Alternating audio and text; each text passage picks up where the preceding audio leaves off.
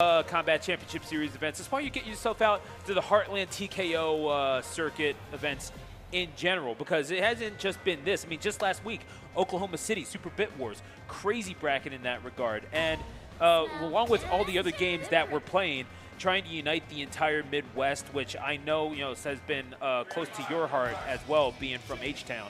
It's something that is, it's definitely an endeavor. It's definitely a larger endeavor than we perhaps anticipated, but yeah, definitely something that's it's a labor of love, if nothing else. For sure. And now, ladies and gentlemen, we are here. This is going to be losers finals. I think they're getting a quick button check going. This is going to be losers finals. We got Quote.EX going up against Kepler.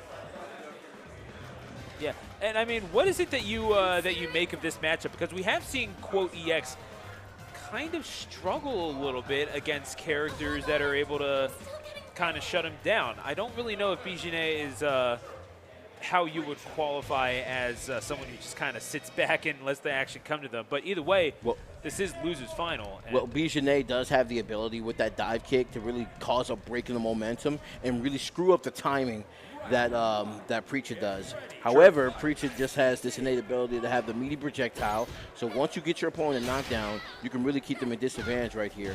But like I said, the one thing that we haven't seen a lot of people do is anti-air. So yeah, I mean, it's just hard to catch on to the timing of Bijane's jump-ins.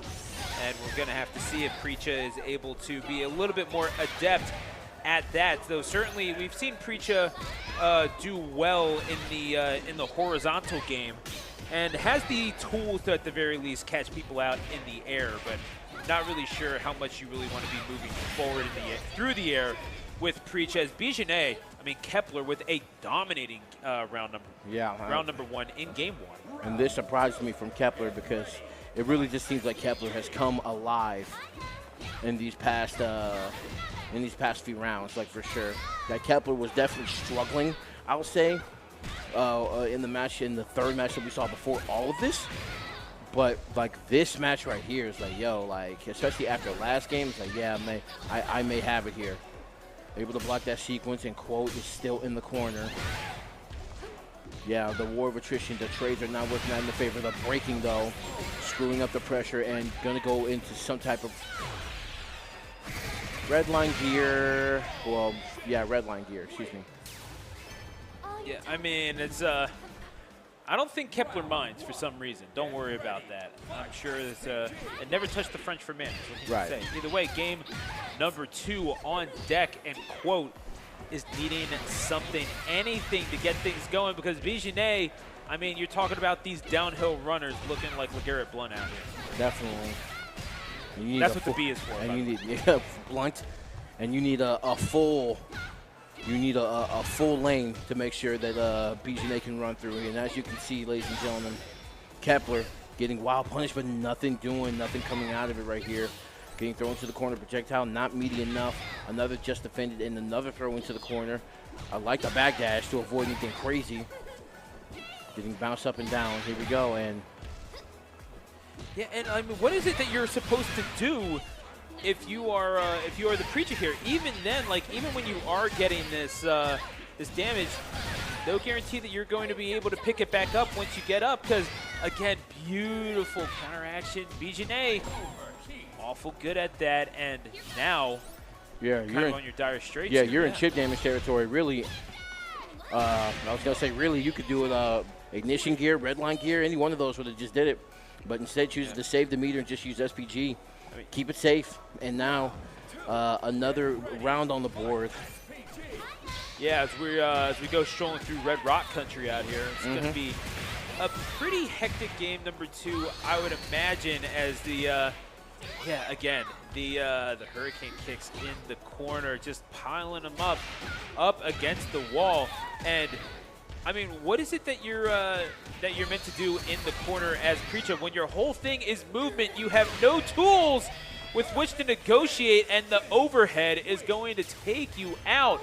That is 11 golden letters on the screen, and Kepler, perfect game in tow, is going to take it to a 2-0 advantage, 1 game away from perhaps getting a measure of revenge on Boop Bloop in Grants.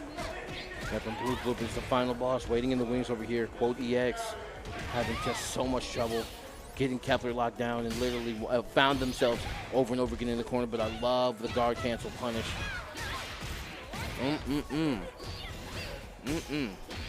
Yeah, no, it's a little brutal, right? Because you're talking about someone in Kepler who has basically had to double eliminate Schmunky and then gets taken out with relative ease by Boop Bloop in the winner's side. You got to think that there's definitely something more on their mind, but at the same time, you cannot overlook your opponent, especially one the quality, the pedigree of EX Dojo behind it. Finally getting their head back into the game in SPG range, but you can do just about anything, and indeed, you know, how about a crouching leg kick to finish things off? Literally double short hop into empty, double short hop empty into just a low. Yeah. And then catching there, just literally just messing up the timing, like trying to bait them to throw. They've been in their face so many times, they're basically forcing reactions out of them at this point. Here we go, gets the wild punish though, good sequence coming out from Quote.EX. Yep, I like the roll out of the corner, but now what? Yeah, I mean, these quick, relatively short-range bows that Preacher are throwing, simply not finding the mark because BGNA is able to just kind of turtle up here. Here we go. Oh. Speaking of turtling up, Quote.EX, good defense, trying to stay in the shell right here and will take those hits. Again, I mean, yeah, this is the flurry of kicks coming out from both sides, but again, you gotta have to give the advantage to the one with the range, and Preacher simply just does not have that on BGNA all that much, but you do have quite a number of them. Like, if you're able to carry your opponent over to the other side of the screen, you're generally doing good, but Quote just trying to find that right time, that angle in. Is it gonna activate meter and gets it? You gotta love the tenacity from Preacher. Big old fist landing on top of that and finally working with an advantage. You can do it maybe with chip damage, and finally throws them bows and gets on the board. Quote.EX has been waiting for an opportunity like that. That red line gear actually saved their life. Doing that red line gear at the last possible minute literally, quite literally just gave them enough time to where, hey, at the very least, he won't chip me out at the last sequence. Yeah, and it changed the entire tenor of the game. Finally, you're able to play on the front foot just a little bit, and while Quote is hanging in SPG now, going to try to finish things off. You don't need to use that entire meter, or really any of it. You've got plenty of resources at hand, and you are going to get off the floor and on the board. Quote.EX is going to take this to a game 4. They can't all be runaways. So Quote.EX literally finding a way, because that red line gear he did probably clutch moment of the tournament. I ain't gonna lie. He was getting hit with that sequence, and that sequence, and the fact that he was able to get that, literally turned all of that around. So, that being said, now Kepler is looking a little bit on the back foot right here, which is surprising. Does Quote.EX, does he have those adaptations? Oh yeah, he just actually might. But this puts Kepler in SPG. So now Rev Blow is available, so you really have to be careful in this instance. But it's still a guess for game situation. And he guessed right. Quote, trying to force a game 5 right now. Yeah, I mean, come hell or high water, this Preacher is trying to pull it off, and Kepler all of a sudden struggling, looking for answers. What's the biggest adaptation that you think Quote has made in this set? Just the patience. Quote has literally understood and made the defense a little bit better, and not to mention, Quote has stopped doing hasty decisions, right? And literally, like, putting the fate of the game in these hasty situations, like the empty jump lows, the empty jump throws. Like, you know, just sitting there and not letting himself go into red line has really turned the tide for him so far. And now Kepler has to find a way to make these same adaptations and use them to his advantage, because now he's going to find himself going into overheat and then having to make some very, very critical decisions. The dodge! Oh my God! Oh my goodness, bobbing and weaving the way through, and Quote trying to find a way to Game 5, and the path becomes clearer as the fists of Preacher will light the way, and indeed Kepler, as you get up in range of chip damage, and that's how it's gonna go. You catch that jump. We've been waiting for the anti-air, and finally, Quote, knocking on the door of Grand Finals, as for the first time on the stream, we're going to Game 5. It took long enough. I've been waiting for somebody to anti-air, and finally somebody was able to literally just have the fundamentals to be like, you know what, I'm done with this. And now, Quote.EX, all the momentum on their side. Hey, remember when I talked about downhill runners? Oh, yeah. Oh, my goodness. Who decided to let Preacher get ahead of steam? It's absolutely crazy. However, Kepler trying to fill that gap in the line, and we're seeing now just the ability to move that body around and put it in the corner, keeping Preacher from being able to move around and manipulate the space around her.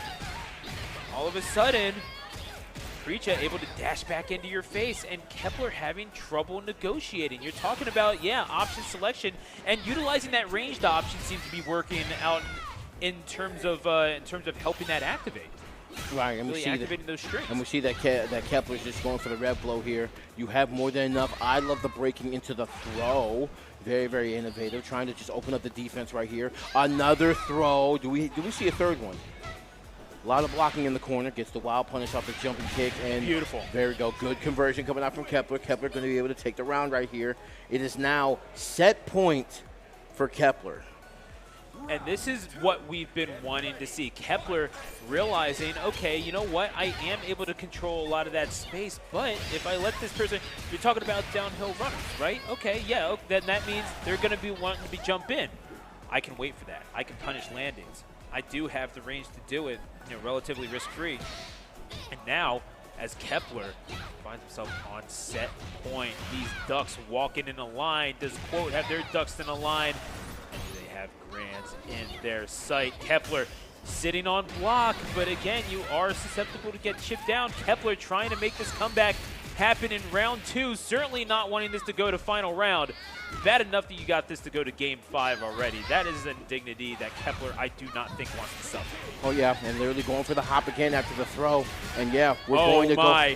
Yeah, give me that red line gear right here. No, but gets the throw instead. So here we go. Ooh. Final game, final round, losers finals. One of them going to Grands.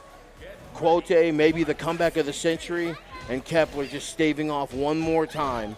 One more assault. Here we go. And you have to think Dr. African is out there watching his boy reach the finish line on the back of this moving train. It will be the end of the line for one of these warriors, as Kepler down almost halfway. Quote, looking good for the finals, but you can never count out Bijane. The B standing for brilliant all tournament long, and is going to use again that red line in Preacher in overheat as well. Gonna need the time to cool down, and is sitting in block all the while. No, but you didn't capitalize it. Bro, here it comes. You had the guard breaking, you didn't capitalize off it. SPG. Oh no!